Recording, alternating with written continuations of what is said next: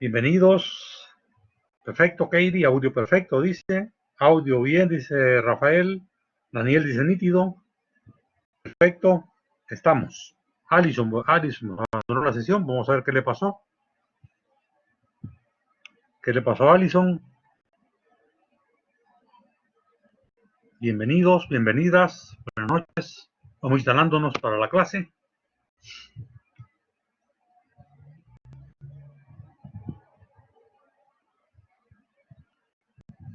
Prepárense un chocolate, un café, un té, agua, galleta, para que podamos estar tranquilos.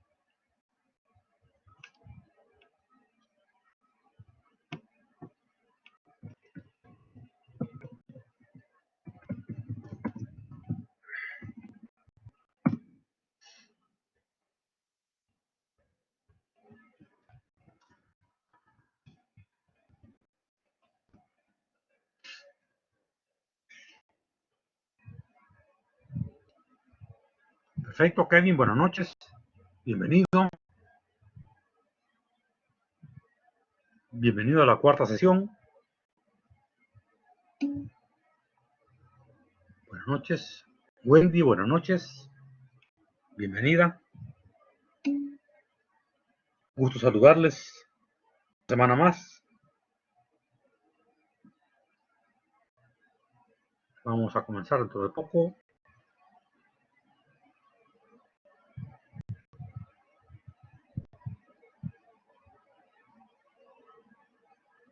Buenas noches. Vamos preparándonos para comenzar. José Jonathan, bienvenido. Buenas noches. Genial. Vamos sumando gente a la sesión.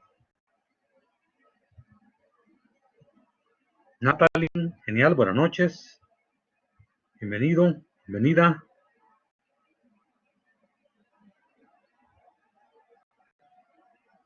Ahí estamos sumando. Jocelyn, buenas noches. Se va uniendo a la sesión. Donatila, buenas noches. Bienvenida. Que estén bien. Catherine, buenas noches.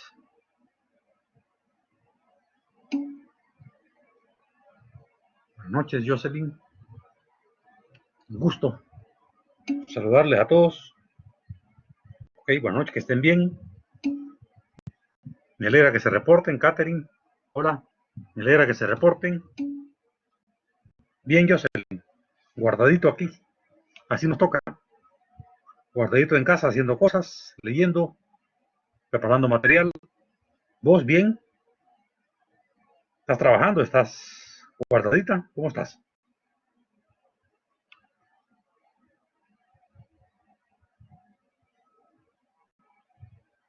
Cuídense. Es la recomendación para estos días.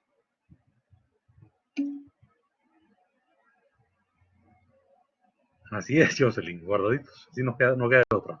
Hay que aprovechar el tiempo. Hay que hacer cosas, Jocelyn.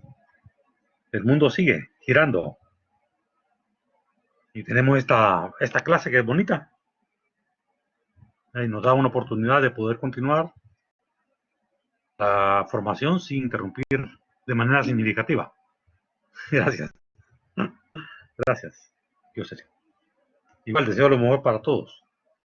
Julia, buenas noches. Frank, buenas noches. Bienvenidos, bienvenidas. Quienes van sumándose. Es un gusto saber que están ahí. Espero que estén bien. Que su familia esté bien, que no tengan ningún problema. Jonathan, buenas noches. Bienvenidos, bienvenidas.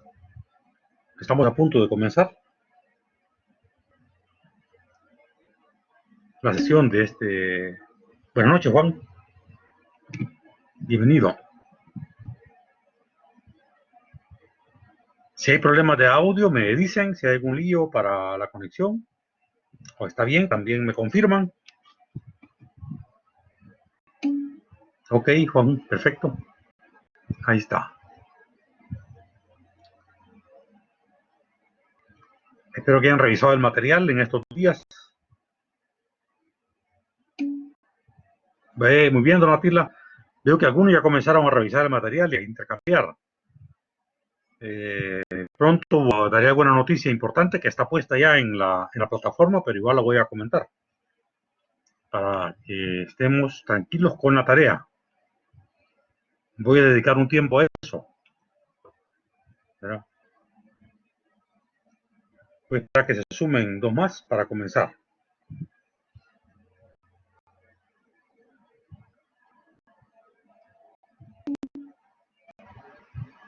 Sí, ya voy a comentar, Jonathan. Eso, ya pegamos una información importante, pero se la voy a comentar también, para que no haya lugar a dudas. Ya lo vamos a comentar eso. Va, perfecto, Daniel. Ahí está. Pero igual lo voy a comentar, para que no tengamos ningún inconveniente. Esperemos uno más para comenzar la clase. Tenemos 19 ahorita de quórum y estamos a punto. Sí, Jocelyn, seguirá siendo en pareja. Rovidia, la que esperábamos. Buenas noches. Genial. Vamos a ver. Perfecto. Buenas noches. Tengan todos y todas. Comenzamos. La clase correspondiente a este día es la unidad 4 de la materia que estamos cursando. Y esta unidad se centra en ciencias naturales y las humanidades en la modernidad. Además, se aborda en la unidad una noción de la unidad. Hola, Ruidia, buenas noches. De eso trata esta unidad 4. Estamos ya, compañeros y compañeras, en la recta final. Patricia, buenas noches. Un gusto. Un gusto tenerles ahí de nuevo en esta sesión. Que estén bien. Amílcar, buenas noches. Es grato que estén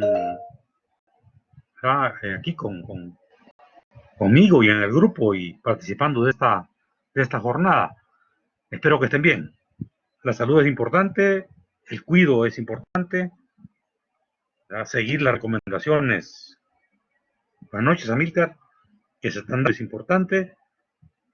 Si no tienen que andar en la calle, pues no hay que andar innecesariamente.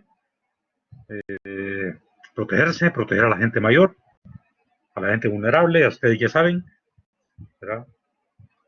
Y saldremos de esto, porque estos virus tienen su ciclo de vida y hay que pues contener la expansión. Entonces espero que estén bien. Siempre que tenga alguna dificultad, tiene que informar inmediatamente. Oye, hay una dificultad, alguna complicación de salud, o no puede movilizarse. Amílcar, buenas noches. Vaya. Entonces, Patricia, hola. Buenas noches. Miren, primera cosa importante de la tarea correspondiente a esta unidad.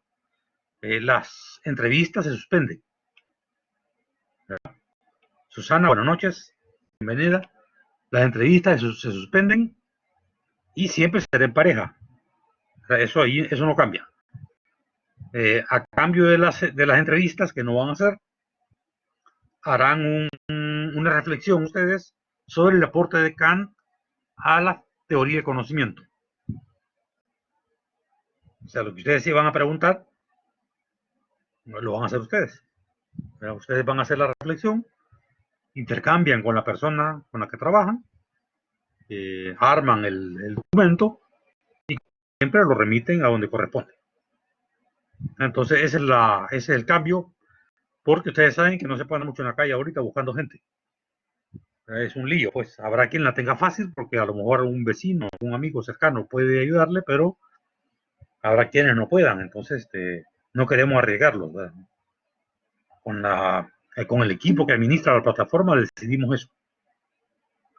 Donatila dice si ya contactamos. Si ya contactaron, Fátima, buenas noches, pueden hacerla, no hay problema, ¿verdad? Pero no están obligados a hacerlo. ¿Verdad? Si quien presente la entrevista, perfecto. Buenas noches, Fátima. Saludos. ¿verdad? Quien puede hacer la entrevista o las entrevistas, no hay problema, ¿verdad? Perfecto, pero no están obligados a hacer esa parte de la tarea y a cambio van a hacer una reflexión sobre el papel de Kant y el aporte de Kant. Mayrene, buenas noches. ¿Estamos claros con eso? Sí, así, Catherine, lo mismo, la misma estructura, así como vos lo estás poniendo ahí. Introducción, desarrollo y conclusión. Igual, sí. Creativo, ya saben, ¿verdad? Aquí no se peca por defecto, no se pega por defecto, sino por exceso, ¿verdad? Entre más creativos sean y más aporte, pues es mejor. Por cierto, hay tareas buenas que revisé en la tercera unidad. Realmente les felicito. Hubo un gran trabajo en algunas actividades, mucha creatividad en otras. Están superando el problema de las comas, que era un problema que... Fátima, perfecto. En vez de Fátima, ¿verdad? Es con Fátima. Cuidado con la forma de escribir, ¿verdad? Va. Aunque tarden, escriban bien. Vaya, las entrevistas van a ser reemplazadas por una reflexión que ustedes van a hacer sobre el papel de Kant y el aporte de Kant a la teoría del conocimiento. Tendrá eso unas 300, 400 palabras. Eso le hemos puesto. Tomamos esa decisión para evitarles a ustedes la complicación de andar por la calle buscando personas para entrevistar o salir de su casa para buscar a alguien, ¿verdad? En ese sentido decidimos que era mejor no complicarles a ustedes, no ponerlos en una complicación y decidimos cambiar la actividad, ¿verdad? Quienes tengan para hacer la entrevista no hay problema. Pueden perfectamente hacerlo, no hay problema, ¿verdad? Pero están eximidos de hacerlo, quienes no puedan, ¿verdad? Ok, Carlos Trejo, buenas noches. Va, ¿estamos claros con esto? Si tienen dudas al respecto, ahorita la resolvemos. Ok, Daniel. Perfecto. Vaya, me avisan si tiene algún problema, si no se entiende algo. Va, ok. Ok, buenas noches, Carlos. Fátima dice, eso sí, Fátima, cuidadito con eso. Esos errorcillos a veces cuesta un poquito en la calificación. Así que cuídense. Vale. Vamos ahora a comenzar la sesión. Si hay alguna... la nota, Jocelyn, son siempre individuales, pero el trabajo es en grupo, ¿verdad? Usualmente se pone la misma nota a los dos, o a las tres personas. En este caso, a las dos personas, ¿verdad? Se pone la misma nota, ¿verdad? Porque no se distinguen los aportes, no es, ¿verdad? Entonces, la nota es la misma nota para los dos miembros del grupo. Eso es. Por lo que porque no porque se quedaría alguien solo, si acaso al juntar a las personas. No salen parejas totales, por eso, Rafael. No te preocupes. Ustedes trabajan tres, ¿verdad? Trabajan tres. Ok. Vaya. Estamos, compañeros. ¿Verdad? Si tienen dudas ahí, me interrumpen, no hay problema. Y le damos un poco de solución a las dudas que tengan. Como les decía, esta unidad 4, si ya revisaron el material, espero que sí, trata de las ciencias naturales y las humanidades en la modernidad. Se habla también en la unidad de una noción de la modernidad. Amílcar, sí, un solo documento. Un solo documento. Siempre las tareas que se les piden es un solo documento, no dos o tres. Consolidado, articulado, sistemático. ¿Verdad? Eso. Perfecto, Amílcar. Vaya, entonces, vamos ahora a la clase, si quieren. Vamos a la clase y vamos a ver la primera lámina.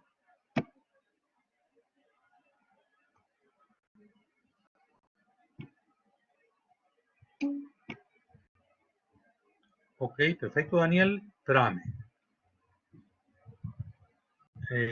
No leí tu mensaje, Daniel. Vamos. ¿A chat lo pusiste? Si querés, Daniel, escribirlo o decirlo, a viva voz, porfa,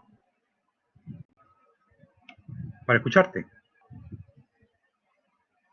Es que la compañera que tengo asignada no me ha respondido ningún mensaje en el foro ni nada, no sé nada de ella. ¿Quién es tu compañera? Mercedes Concepción Rivera.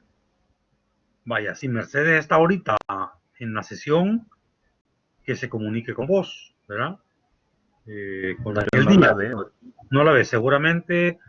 Déjame que, vaya, cuando acabe la sesión, voy a revisar la lista.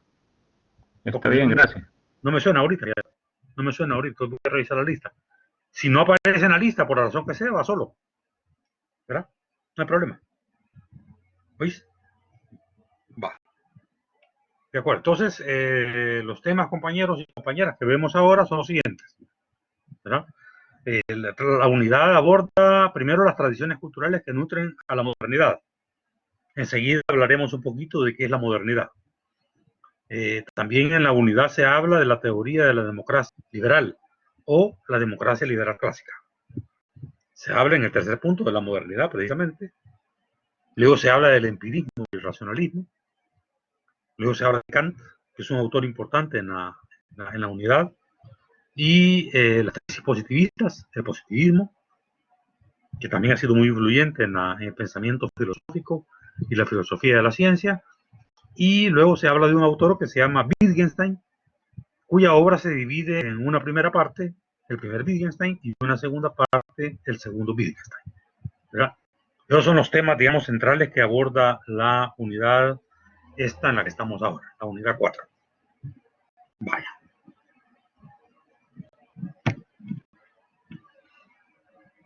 Primera pregunta importante que hay que hacerse y que ustedes la pueden encontrar desarrollada en toda la unidad. ¿Cuáles son las tradiciones culturales y políticas que nutren a la modernidad? ¿No? Esa es la pregunta esencial de la unidad y ustedes van a encontrar la respuesta en el desarrollo de la misma. Estas tradiciones son las siguientes. ¿No? El pensamiento hebreo-semítico, ¿no? Ese pensamiento que se recoge en el Antiguo Testamento, para los que pues han revisado, han leído o saben, ¿verdad? Que esta literatura, de esta obra literaria, pues el pensamiento hebreo-semítico se recoge en el Antiguo Testamento, ¿no? Es una tradición que se remonta a 3000 años antes de Cristo. Esa tradición elaboró una visión de la realidad, de Dios. Es una visión monoteísta de la vida, del papel de Dios en la historia, de cómo Dios se relaciona con los seres humanos y cómo los seres humanos en relación con Dios van haciendo pues cosas para vivir la vida histórica. Esta tradición ha sido muy influyente en Occidente y al día de ahora todavía sigue presente. Está presente en un montón de elementos culturales que tenemos nosotros como hijos de la cultura occidental. La segunda matriz cultural importante en la modernidad es la griega, a la cual dedicamos la primera parte de este curso. ¿Ya? El pensamiento presocrático, la tradición homérica, Platón, Sócrates, Aristóteles, hacen parte de esta cultura griega que pues influyó y sigue influyendo en muchas de las cosas que nosotros vemos de la vida y cómo entendemos la vida. ¿Ya? Es la segunda gran matriz cultural. La tercera gran matriz o gran tradición que impacta a la modernidad es el cristianismo. El cristianismo es una corriente cultural, más allá de las creencias, de que uno crea o no, es una tradición cultural que ha influido fuertemente en la forma de ver la vida de las personas en Occidente, ¿verdad? En cómo entender la historia, el bien, hacia dónde va la vida, cuál es la responsabilidad moral de las personas, el trato hacia las víctimas, las personas más débiles. El cristianismo tiene una serie de elementos éticos muy propios de su matriz y de su concepción, pues que ha marcado fuertemente el mundo occidental. Estas grandes tradiciones son las que configuran la modernidad occidental, ¿verdad?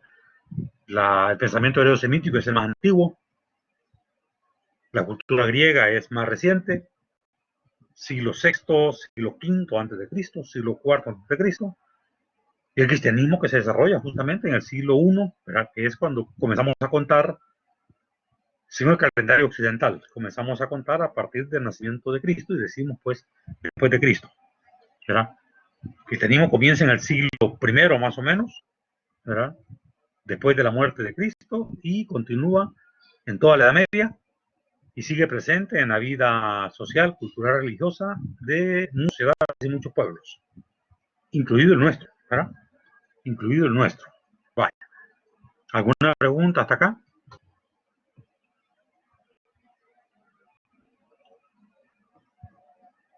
¿Algún comentario? Pueden hacerlo viva voz o escribir.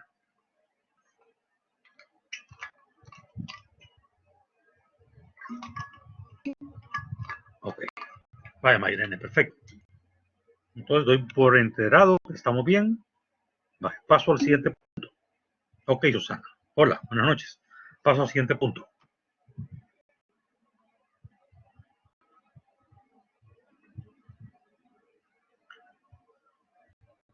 Buenas noches, Jennifer. Hola. La teoría de la democracia liberal o la democracia liberal clásica es una concepción de la política que de 1600 en adelante comenzó a echar raíces en Occidente, Italia, Francia, Inglaterra. En los siglos siguientes se expandió a Estados Unidos, y de la expansión hacia Estados Unidos luego se expandió por el mundo. Hasta el siglo XX, donde la democracia abarcó, si no a todos los países del mundo, a una buena parte de los países del mundo. Y el día de ahora, igual, la mayor parte de los países del mundo se proclaman pues democráticos. Con todas las creencias que haya y concepciones de democracia, la democracia llegó para quedarse. Y al día de hoy es un régimen político pues bastante sólido, lo cual no quiere decir que no esté sometido a críticas muy fuertes o a crisis, ¿verdad? Pero la democracia pues es un régimen político que tiene una honda raíz cultural, ¿verdad? Y por eso en la lámina se dice, ¿verdad?, que la teoría de la democracia liberal o la democracia liberal clásica es una concepción de la realidad política y humana. Es una mentalidad, una forma de ver la vida. Esa es la democracia. O sea, las personas democráticas, más que tener una teoría nítida de qué es la democracia, lo que tienen es una vivencia de la democracia, un compromiso, ¿verdad?, que puede ser muy emotivo incluso. Aunque en la democracia se apuesta mucho por la racionalidad, porque la persona sea sumamente razonable en las decisiones que toma. La parte emocional, la parte de sentimiento, está presente en este compromiso con la democracia. Por eso el primer elemento de la democracia es la racionalidad, según el listado que les he puesto de elementos que caracterizan a la democracia. La racionalidad. Porque en esta concepción de la política, en esta visión democrática, la razón es lo que marca los límites entre lo que el hombre es o el ser humano es y lo que el ser humano debe ser.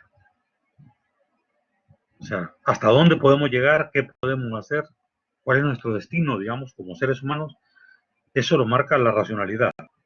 Es decir, el cálculo razonable, el argumento razonable, el planteamiento razonado y razonable de qué podemos lograr en cada circunstancia, en cada momento.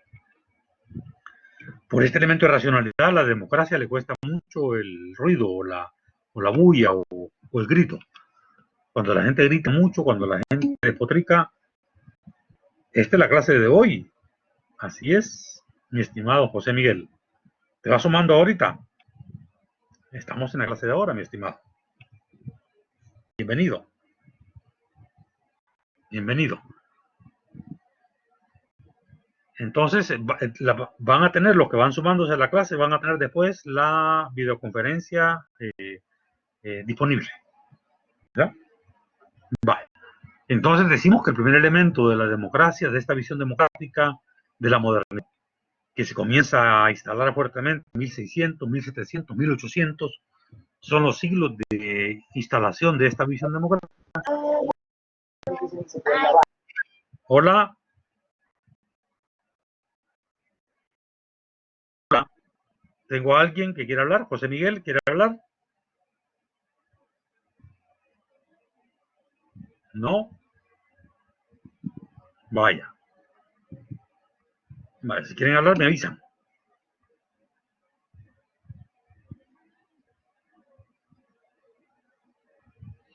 Sí, Patricia, hasta este momento, aunque la visión de ser, recordad que ya venía desde la época de los griegos, el ser, lo que permanece, lo que las cosas son, al ser humano todavía no se le consideraba en la época griega como el centro de la política, al individuo como tal. Esto se logró con la modernidad. A partir del 1500 comenzó a definirse una visión en la cual el ser humano individual era lo más importante. Y este ser humano individual toma decisiones, entre otras económicas y entre otras políticas. Y la democracia es la que plantea este marco de acción del individuo. Es esta época en la cual al individuo se le da un papel en la política, como autor, como gestor. Y los elementos que estoy mencionando son los que permiten esta intervención del individuo. Primero, su racionalidad. Si el ser humano es racional, el individuo racional, puede tener derechos y obligaciones. Así es. Eso, Patricia. Se establecen derechos y obligaciones. Pero ya no impuestas desde fuera, sino impuestas por la misma naturaleza humana. ¿Verdad? Este es el cambio. ¿Verdad? Porque derechos y obligaciones había incluso en la época romana. Y en la Edad Media también hay derechos y obligaciones, pero no autoimpuestos por el mismo individuo. Y en esta época se establece el individuo como el agente de los derechos, de sus derechos y sus obligaciones. ¿Verdad? Y esto por su racionalidad. Perfecto. Lo mismo que al ser humano se le define por su egoísmo. ¿Verdad? El ser humano se entiende como un ser volcado hacia sí mismo. La democracia no siempre concuerda con la moral, ¿no? La democracia es un procedimiento, una manera de organizar la vida política. Puede tener intenciones morales, puede no tenerlas. Pero la moral muchas veces viene de otro lado. A veces viene de las religiones, por ejemplo, o de la ética laica, o del humanismo. Así es, Mayre, la democracia siempre concuerda con la moral. Perfecto. Entonces decía, el ser humano se entiende como egoísta, ¿verdad? Volcado hacia sí mismo, ¿verdad? Y la sociedad, en el siguiente punto que está ahí, Aurelia, buenas noches. Y la sociedad se entiende en esta visión como algo que está fuera de los individuos, ¿verdad? Como algo que es ajeno, exterior a los individuos. De hecho, algo creado por los individuos a través de un contrato, de un pacto. A esto se le llama contrato social o contractualismo. A esta visión de que los individuos crean la realidad social a partir de un acuerdo que ellos toman, ¿verdad? Un acuerdo que tiene como garantía sus derechos, sobre todo los derechos individuales, ¿verdad? Y entre los derechos individuales más importantes está el siguiente que está en la lámina, que es la propiedad. La propiedad es la garantía para que los individuos hagan valer sus derechos, ¿verdad? Que son naturales, que son por naturaleza, ¿verdad? Y entre esos derechos por naturaleza, la propiedad privada es un elemento fundamental. También la propiedad del propio cuerpo, de la propia vida interior. Son elementos que esta concepción fundamenta una visión del ser humano que lo convierte prácticamente en intocable, ¿no?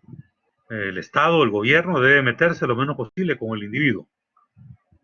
En todo caso, debe garantizarle que el individuo tenga seguridad. En el Salvador estamos viendo ese debate ahorita, ¿verdad? No se han dado cuenta. Estamos viendo una necesidad de coartar ciertos derechos individuales, colectivos, pero también eso se hace porque es necesario resguardar la seguridad y la salud, ¿verdad? Sí, la propiedad, Patricia, se relaciona con el poder económico, ¿verdad? Para tener poder económico necesitas propiedad. Y son individuos los que tienen propiedad. Sí, son los individuos los que concentran propiedad. Por supuesto que lo pueden hacer en contra de otros. Y ahí comienzan las divisiones en la sociedad, cuando un grupo de individuos se apropia de una propiedad, valga la redundancia, excesiva. Esto genera desigualdad y genera un montón de conflictos en la sociedad. Así es. Y el último, compañeros y compañeras, es la libertad. el último elemento de esta concepción democrática, ¿verdad? La libertad consiste básicamente en hacer uso de los bienes que uno tiene y de uno mismo, de la propia persona. ¿Verdad? Derecho a disponer de lo que uno posee, derecho a su cuerpo, derecho a moverse, a desplazarse. Es por eso el temor a una dictadura. Así es, Mayrene. La dictadura siempre propende a coartar los derechos individuales.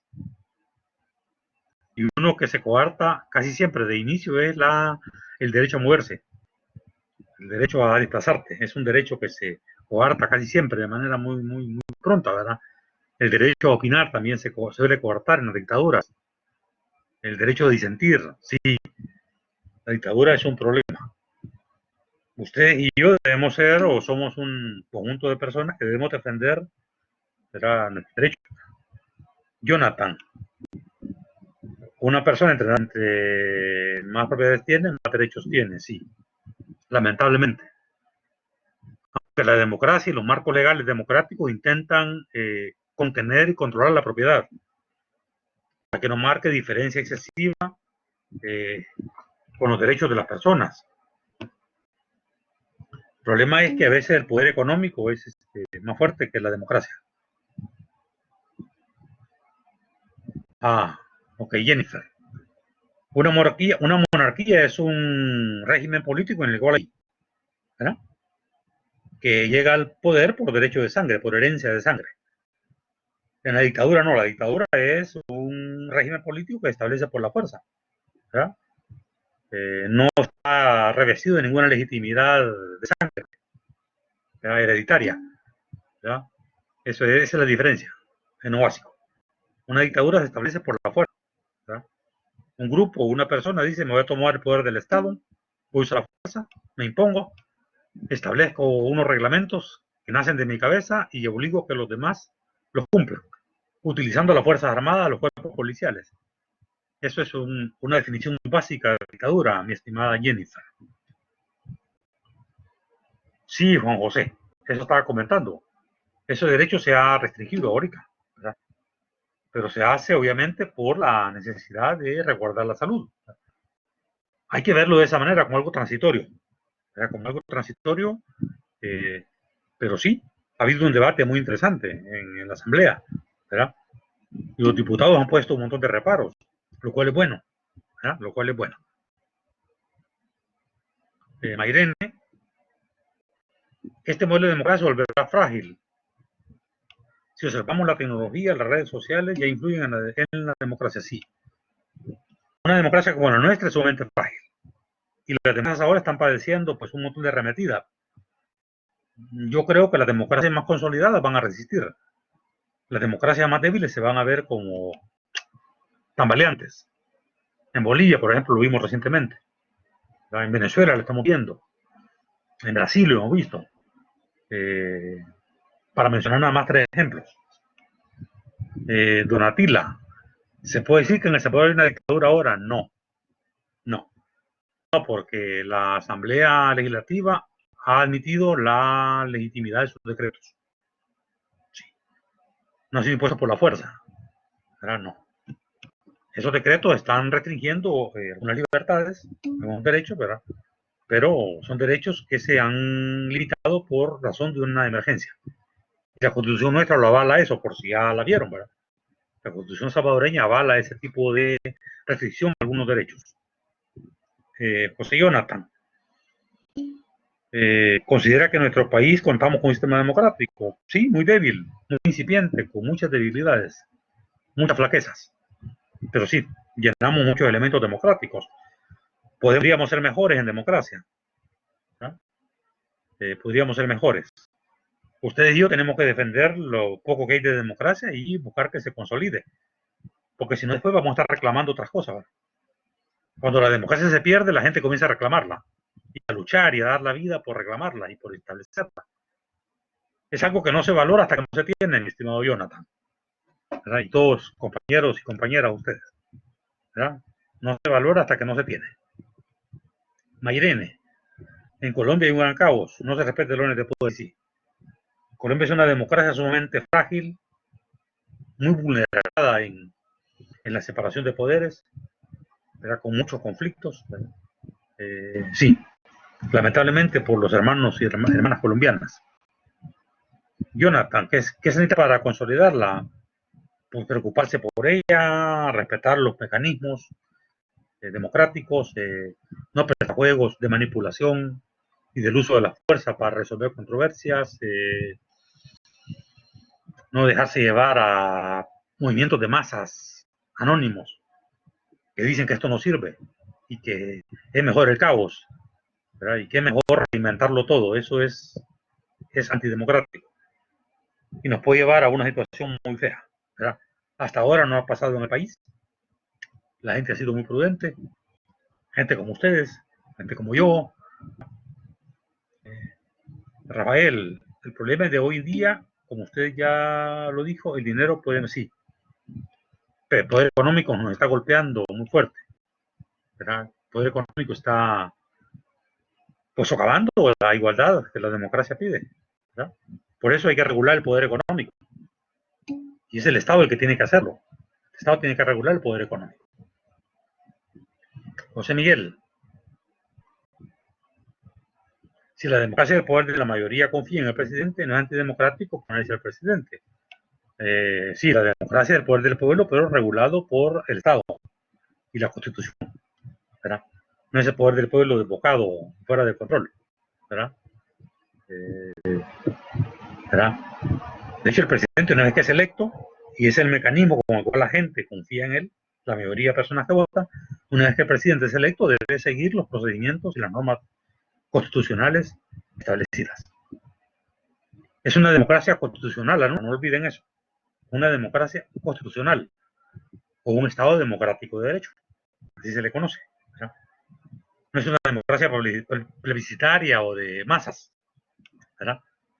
Donde pues lo que la mayoría diga se impone, no, no es así. No es así, mi estimado José Miguel. ¿Mm? Una forma de cuidar la democracia, dice Amílcar, es cuidando la constitucionalidad de todo proceso. Sí, eso acabo de decir, Amílcar. Justo. Ese es el marco nuestro, de ustedes y mío. Por eso respetamos las decisiones del presidente, porque está siguiendo los procedimientos constitucionales. Por eso. Por eso yo me he quedado en mi casa y estoy respetando y siguiendo, pues, las leyes, ¿verdad? Eso, ¿verdad? Y ustedes tienen que hacer lo mismo, ¿verdad? Ajá.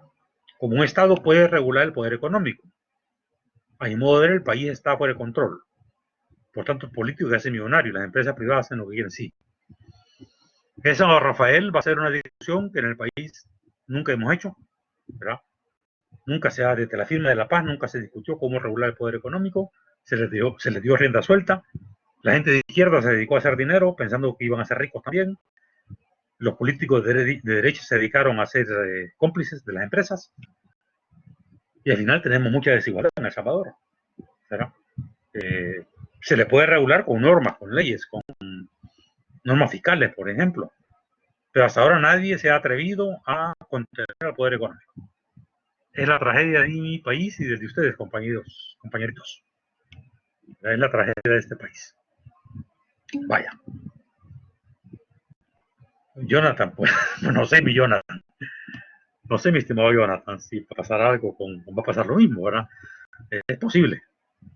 Es posible. Napoleón se ha hecho tanta política con el paso del tiempo que hay pocas cosas para inventar, hacer nuevas. ¿Verdad? Usualmente lo que se hace es lo ya establecido y hay un libreto de la política, ¿verdad? Y el libreto para contener al Estado y hacer que defienda los derechos de la mayoría, ya está. El libreto para que la gente se corrompa también ya está, ¿verdad? No hay nada nuevo que inventar, ¿verdad? Yo creo que los tiempos de los balances de este gobierno van a tener que esperar un poco, sobre todo después que pase la emergencia y el gobierno ya pasada la emergencia se ponga a trabajar ya con el tema de la política económica, la política fiscal, las inversiones públicas. Allí habrá tiempo de ver si hay algo nuevo en cuanto al libreto que hemos seguido hasta ahora, pero no nuevo en cuanto a los libretos que ya hay. Ya hay libretos para cómo regular el poder económico. Solo hay que encontrarlos, buscarlos, leerlos y aplicarlos. Estimado Jonathan, vaya. Pasemos a la siguiente lámina. Está animada la plática. Está animada la plática. Tenemos que hacer después un encuentro presencial con una conferencia para sacar a la luz todas las dudas que tenemos. veremos cómo trabajamos eso con la universidad. Vaya, vamos al tema siguiente, que es la modernidad, que es otro tema central de la unidad. Sí, Jocelyn. Y no solo la corrupción, mi estimada Jocelyn, los abusos de poder económico, las desigualdades salariales, los salarios de hambre, la explotación laboral. O sea, en el paquete de males que tenemos, la corrupción nada más es uno de los problemas. Creo que en parte nos hemos equivocado al centrar demasiado el debate solo en la corrupción.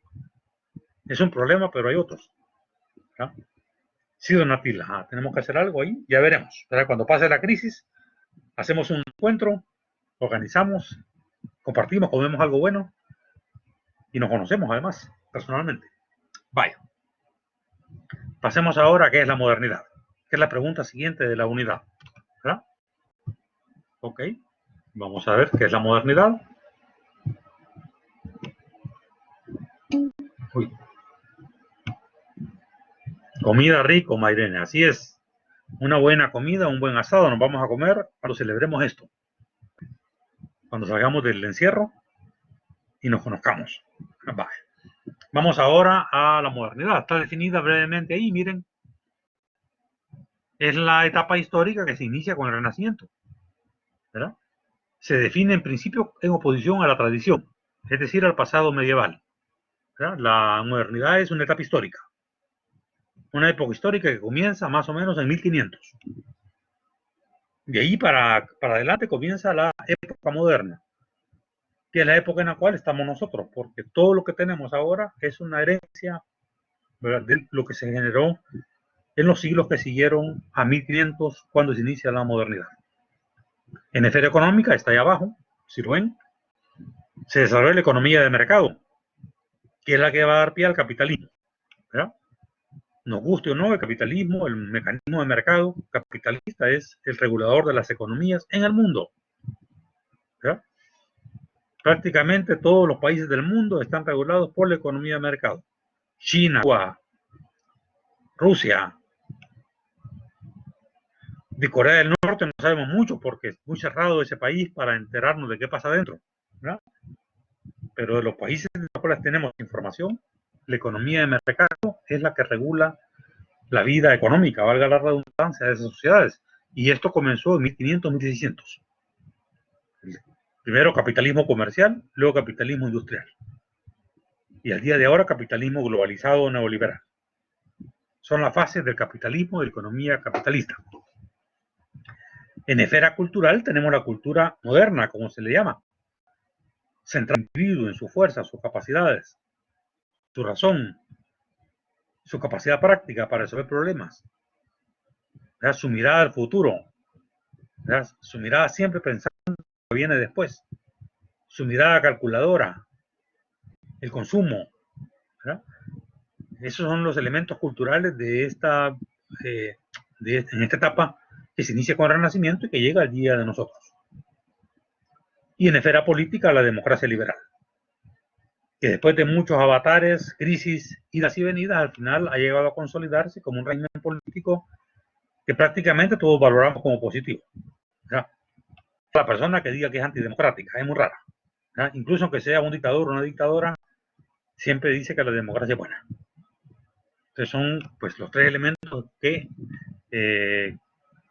conforman la modernidad: la economía de mercado, la cultura individualista, ¿verdad?, de poseer, de hacer cosas, de conseguir cosas, y en esfera política la democracia liberal clásica y ahora la democracia contemporánea. Pasemos a la lámina.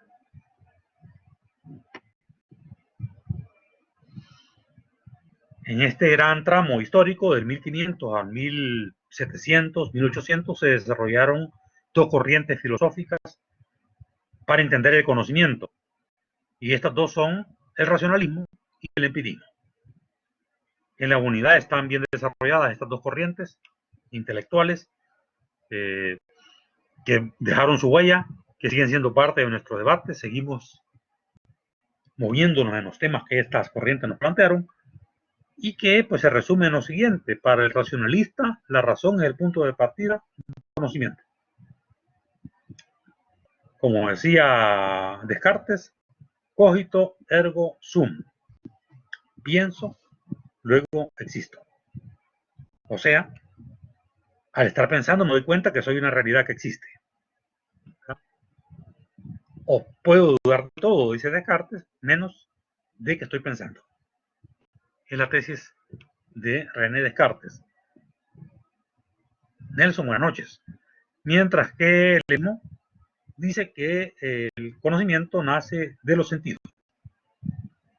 Es en la percepción y los sentidos que el conocimiento tiene su raíz. O sea, conocemos viendo las cosas, tocándolas, palpándolas, y de esa manera vamos elevándonos hacia tener un conocimiento más general de las cosas. ¿Ya? O sea, el conocimiento racionalista es deductivo y el conocimiento empirista es inductivo. Ambas corrientes coinciden en que el individuo es el punto de partida. Ambas coinciden que el individuo, ya sea usando la razón o usando sus sentidos, es el que se dedica a conocer el mundo, que se le presenta de una manera abierta. Sí, así es, Catherine. Descartes dice que hay que regirnos por el principio de la duda. Buenas noches, Nelson. Dudando de todo, dice Descartes. Te pregunto, Catherine, ¿de qué es lo único que no podemos dudar, según Descartes? Si me lo pones ahí, te pongo un punto.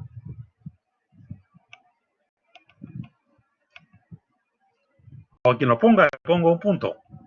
A quien lo note primero, le pongo un punto. Jonathan, genial. 3 puntos.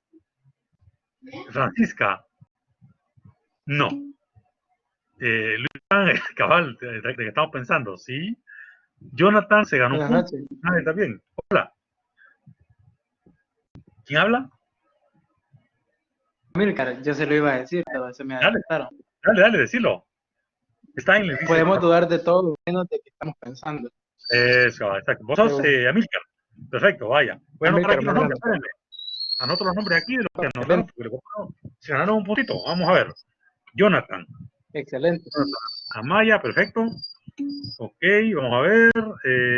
Luis Ángel. Luis Avilés, perfecto. Amílcar Medrano. Amílcar, perfecto. Amílcar Medrano. Sí.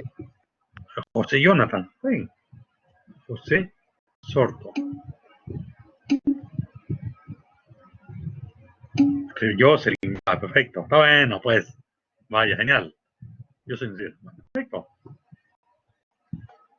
José Medina, ok. Va, perfecto. Genial.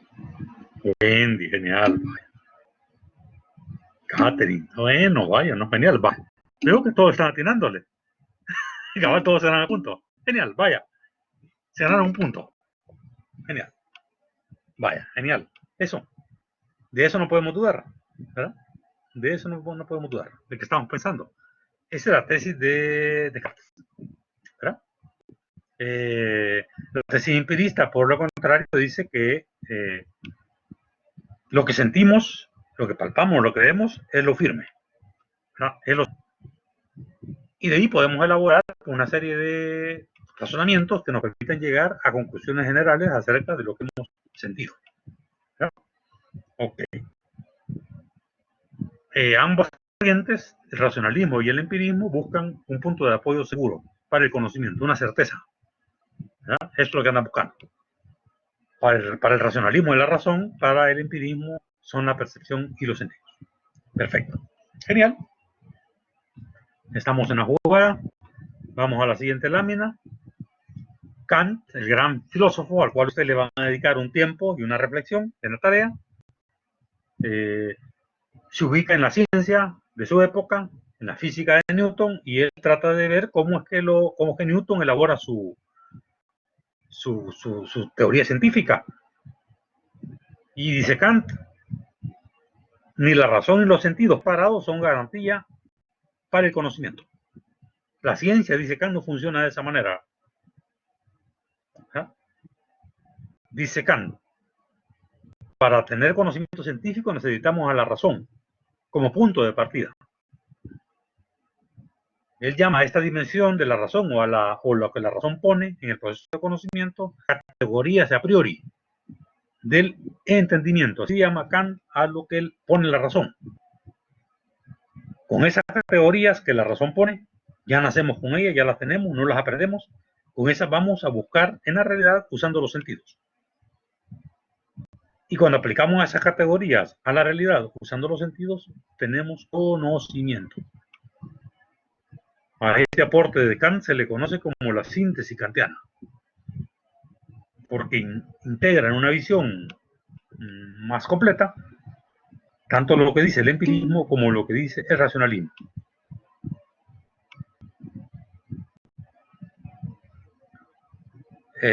Sí, Patricia, sí, se puede decir de esa manera, aunque Kant no usó esta fórmula, porque esa fórmula es de manuales que se hicieron después, en el siglo XX, separar método inductivo y deductivo. Él dice que el conocimiento es deductivo, pero requiere un elemento inductivo. Sí. Es deductivo por el uso de la razón, pero requiere un elemento empirista inductivo que permita obtener datos de la realidad. Sí. Se puede decir que es una manera de verlo, aunque él no usó esa formulación. Sí, Kevin, eso es. Kant hace una síntesis entre el empirismo y el racionalismo. ¿Estamos bien hasta aquí? Cuando vean el material van a darse cuenta del desarrollo de este planteamiento para que puedan ustedes trabajarlo en su formulación. Porque recuerden que la parte de las entrevistas va a ser reemplazada por una reflexión que ustedes van a hacer sobre Kant. ¿Ya? Entonces espero que no haya complicación. Va. ¿Estamos de acuerdo? Va.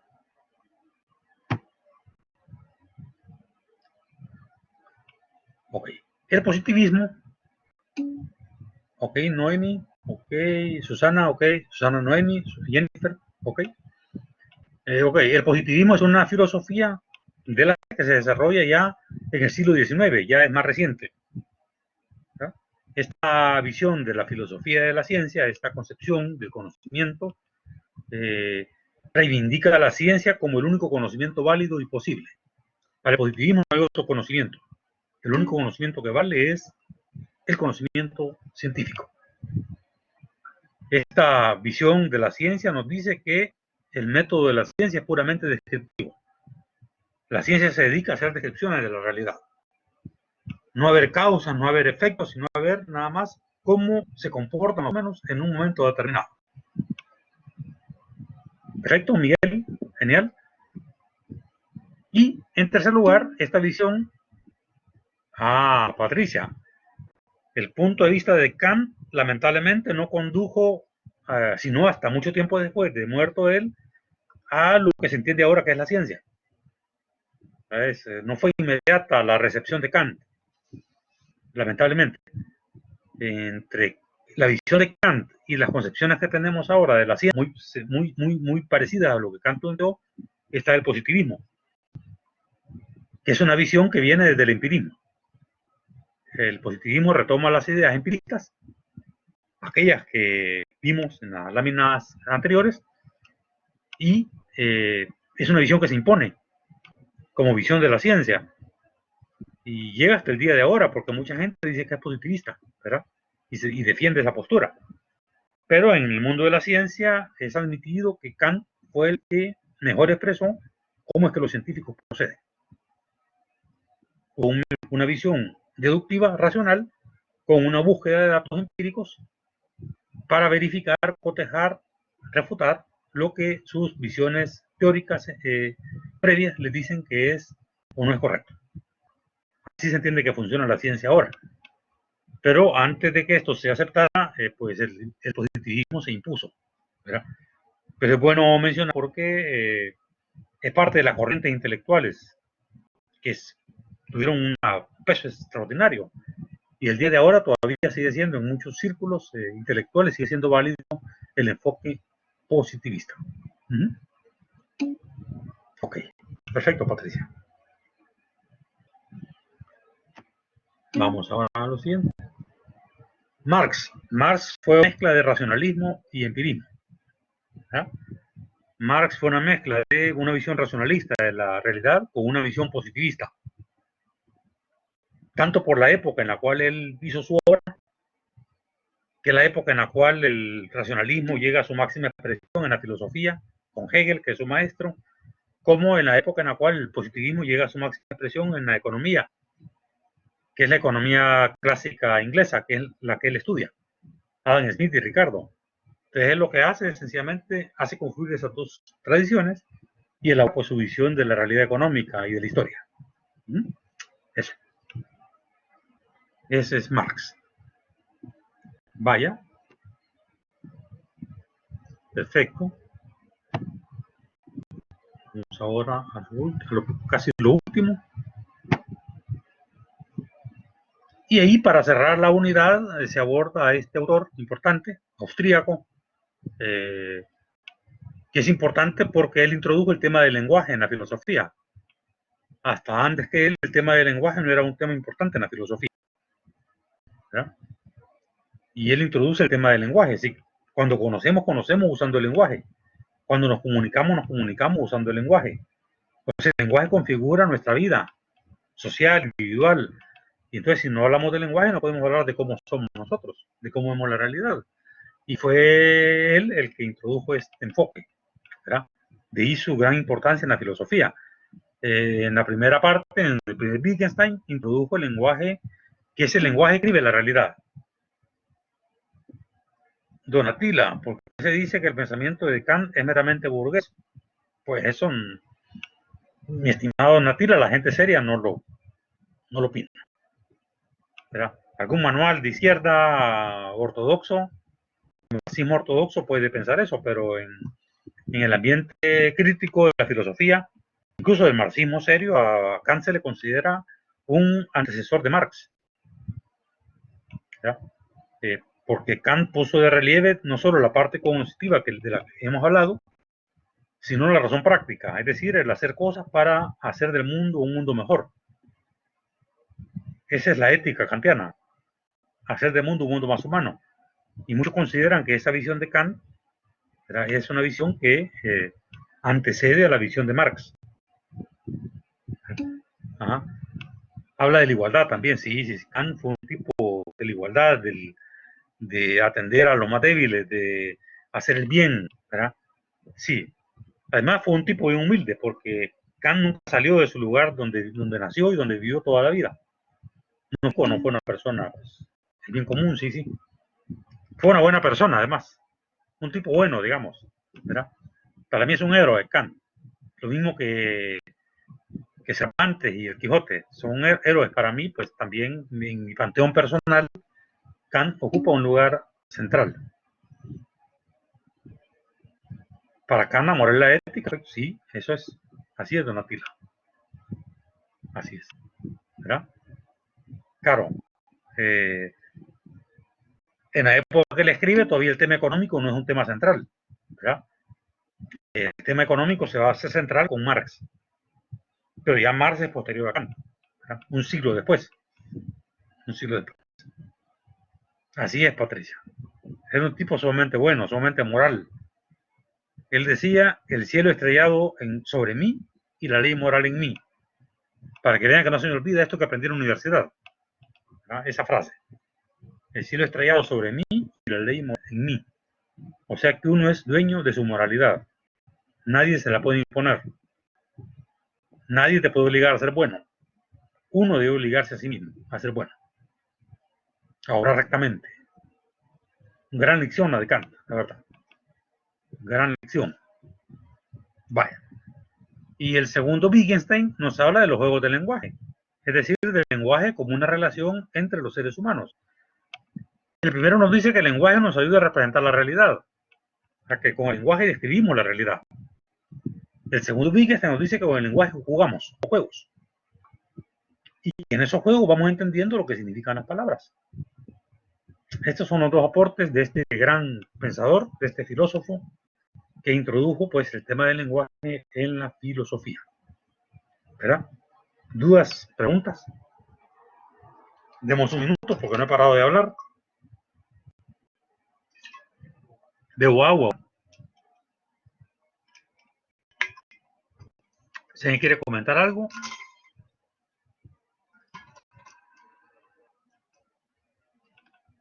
¿Quiere comentar algo? Escribir algo, perfecto. Damos un minuto, pues casi acaba la sesión.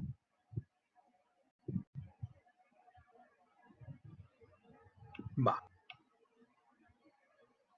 Cerremos esto. Ok, muy bien, Mayrene, perfecto. Juego de lenguaje es la práctica según la cual las palabras las usamos según las comunidades en las que estamos, o los grupos con los que estamos. Y las palabras comienzan a ser usadas en ese grupo de referencia, y ahí las palabras van adquiriendo un significado que los que participan de ese grupo de referencia entienden qué significa. ¿Verdad? Un poco lo que estamos haciendo nosotros ahora. ¿Verdad? Estamos jugando un juego de lenguaje, que es un juego filosófico. ¿Verdad? Una persona que no sepa nada de lo que estamos hablando se mete a la conversación, y si no sabe nada de lo que estamos hablando, pues sencillamente se pierde. No entiende. ¿Verdad? Le pasa a uno cuando va a una comunidad donde la gente habla un dialecto, digamos, o usa palabras extrañas para cosas que no entendemos. Tenemos que ubicarnos en el juego del lenguaje, jugarlo, para entender lo que significan las palabras en esa comunidad de hablantes oyentes, dice Wittgenstein. ¿Verdad? Eso es un juego de lenguaje, es un grupo de referencia en el cual se usa el lenguaje, ¿verdad? Y en ese uso las palabras adquieren significado y sentido. Eso es rápidamente un juego de lenguaje. ¿Estamos bien, Mayrene? Vale, perfecto.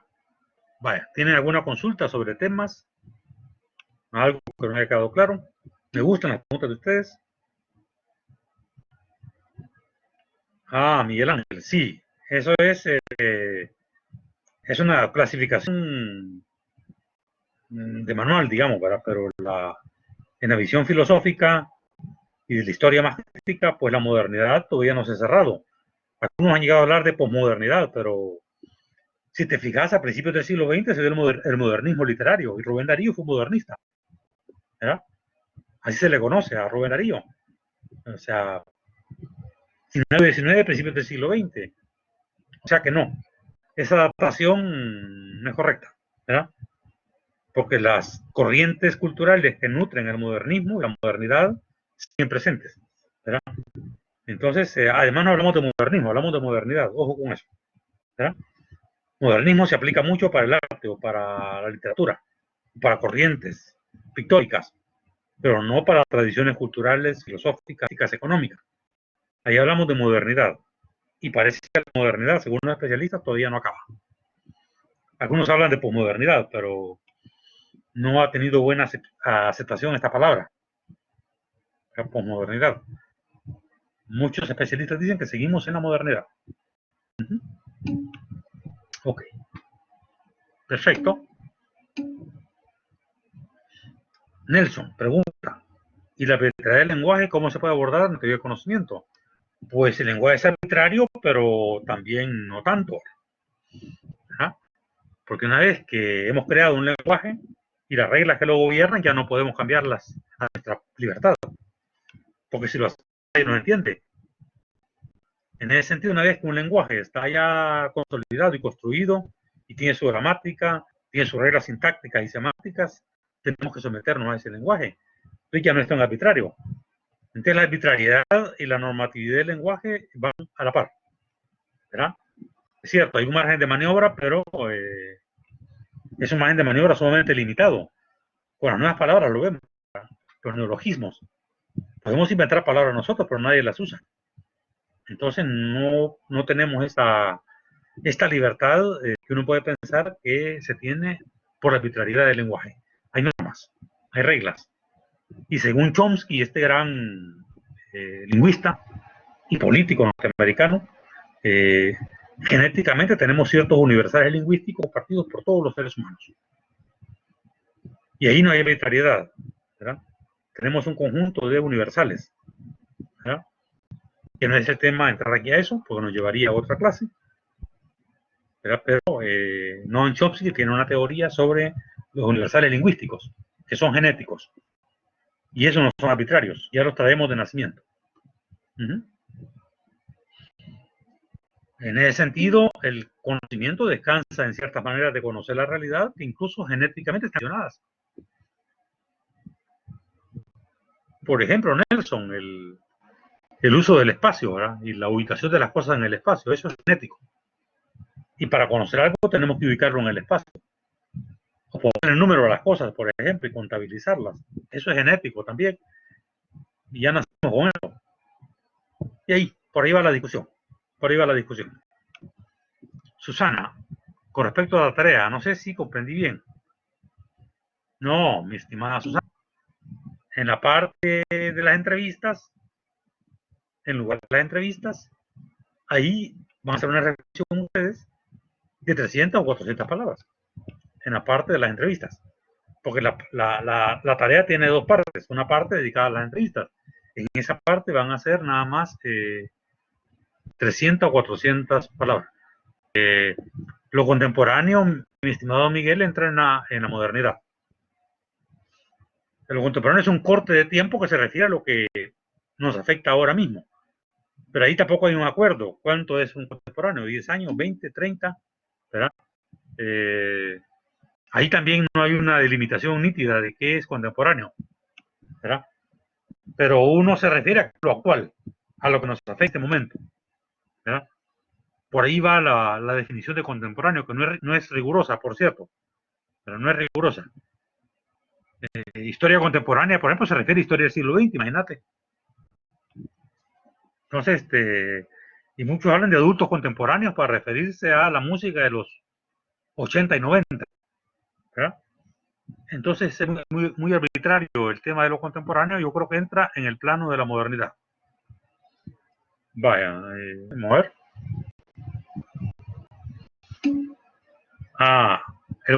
Jonathan, el modernismo y lo contemporáneo, ¿qué relación tienen estos dos conceptos? Lo acabo de decir, modernismo me parece que es una palabra que hay que cuidarse mucho porque se usa mucho en el arte.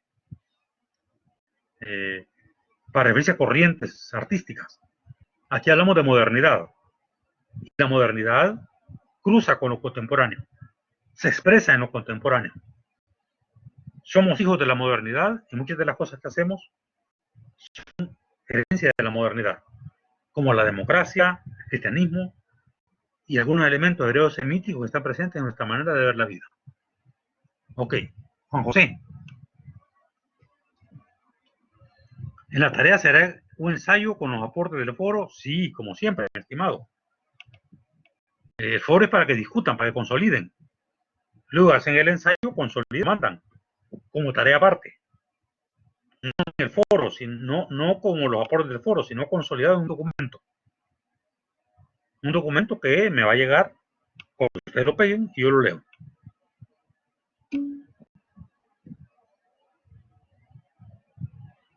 Si hacemos la entrevista, dice Donatila, seguimos, sí, Donatila. Si hacen la entrevista, siguen en la línea, ya no hay problema. Perfecto, Miguel. Elvis, con introducción y desarrollo y la conclusión ya no lo haremos con la revisión de Kant. ¿O de qué va a tratar? No, ustedes integran en el desarrollo la revisión de Kant. Pues ahí viene la creatividad de Elvis. O hacen un apartado distinto, ¿verdad? Y trataré en dos partes, o integran la reflexión sobre Kant en un apartado dentro del desarrollo, la introducción y la conclusión. Ustedes ya vean cómo integran. Debe ser reflejada la reflexión sobre Kant en la tarea. Eso sí. Sí, don Átila. Ustedes dicen, los entrevistados dijeron tal cosa, citan la entrevista y ustedes pueden comentar si quieren. Ustedes van usando la entrevista entrecomillada y qué fue lo que les dijeron. Entrecomillando las respuestas.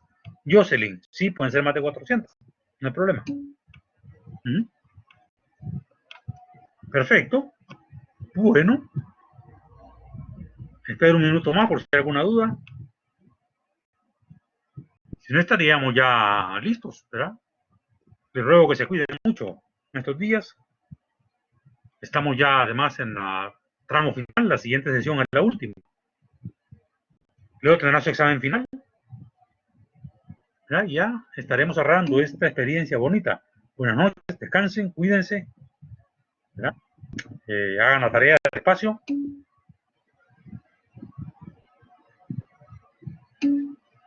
No, Jonathan, no, José Jonathan, un poquito más. La parte de las 400 era solo para la reflexión dedicada a Kant.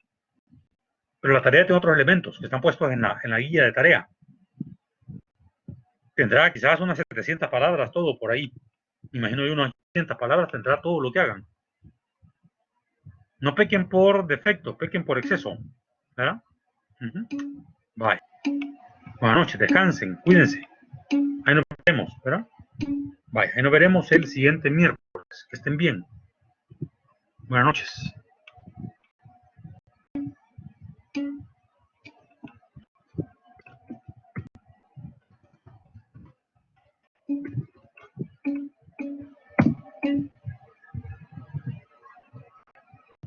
Ok, descansen. Genial. Perfecto. Yo abandono igual que a la sesión.